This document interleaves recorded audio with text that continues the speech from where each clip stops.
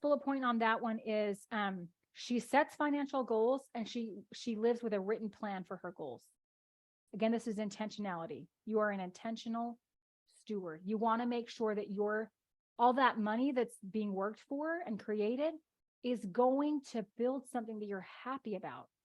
A lot of times we focus on making money. We put all of our energy into the making money, and then we just kind of like throw it into the air, and then we're frustrated with work and all the things, because making the money is only like, it's really only a quarter of it. Yeah. You're a quarter of the way there once you've made the money.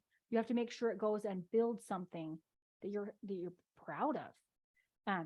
So living with goals and having a written plan. How are you going to accomplish the goals? You can't just like pray to the stars that your goals happen. You have to work your way there.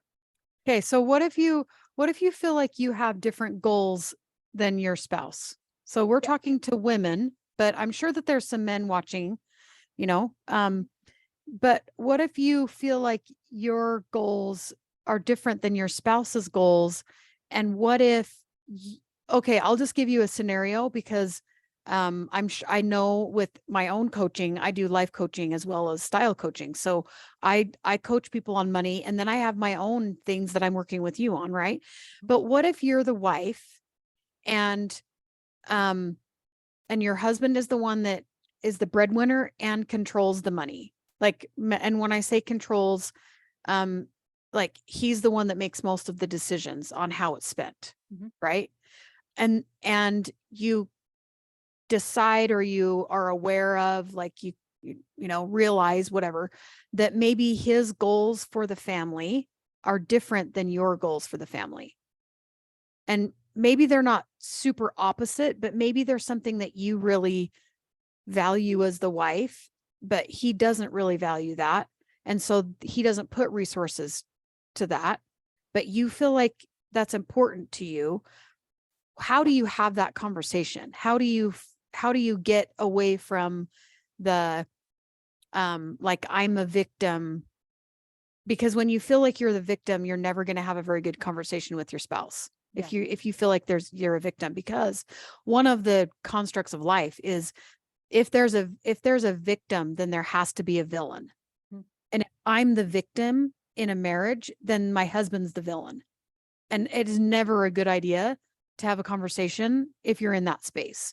Yeah. So how do I get myself out of that victim role and feel empowered about my ideas and the way that I value whatever it is I want to spend the money on, and have that conversation so that I can talk to my spouse about why I feel like that's valuable and why I feel like resources should be allotted to that thing. Mhm. Okay.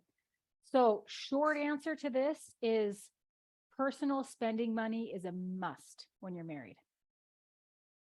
Okay. In your budget, you need to have his spending money and her spending money. And those amounts need to be the same. And this is the short answer solution for how to fund where your values are different. When your values are the same, that's easy. You put it in the household budget, done, right? But where they differ, that's how you handle that. That's the Okay. short answer. Now, Okay. the process of negotiating for that is a thing.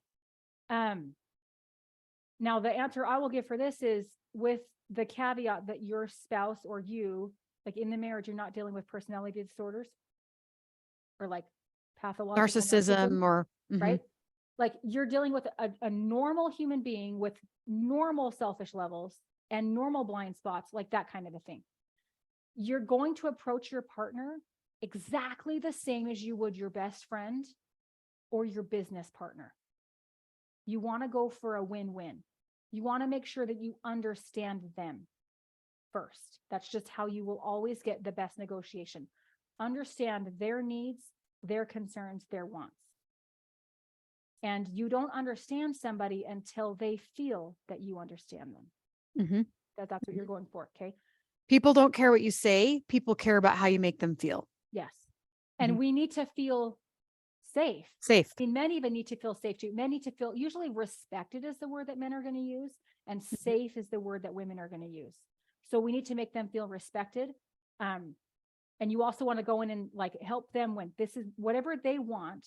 This is a thing. And okay, sorry. When I talk, my brain goes into 1,000 things. Amen. And I get can it. never finish my sentences. So sometimes when people talk to me, they're like, I don't know what you said. And I can hear myself do it.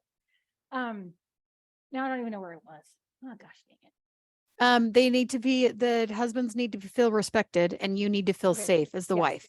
Okay.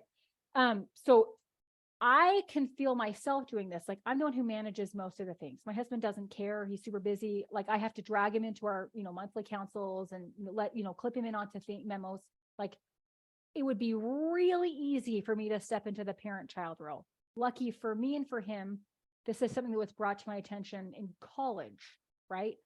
So I know how real the parent-child relationship can be, and then I observe it all over the world. So the person who is in charge of the money, if you're ladies who are listening, if you are the ones who are handling the money, like learn from this. When we step into this parent-child role, even if they put them there, you can keep them there. Mm-hmm. Because part of what you're doing is it's that trust that's being built. Like even if the parent spouse is like, I want you to be involved, but they need to feel that they can trust you in that. Like if they hand you something that's important, like paying the bills is an important thing. Are you going to follow through? Right? So part of the conversation is showing them that you can be trusted, that you can be reliable. And so part of that, you might have to do work to use the right words, like use lingo that they're like, oh, they really know what they're talking about. Understanding the numbers. If you don't understand the numbers, they might doubt that you have the credibility to like that your opinion has merit. Like if we take it back to kids, like if the dad never spends time with the kids and mom is struggling with something, she's been reading books about it or whatever, and then suddenly dad comes in and is like, well, just try this.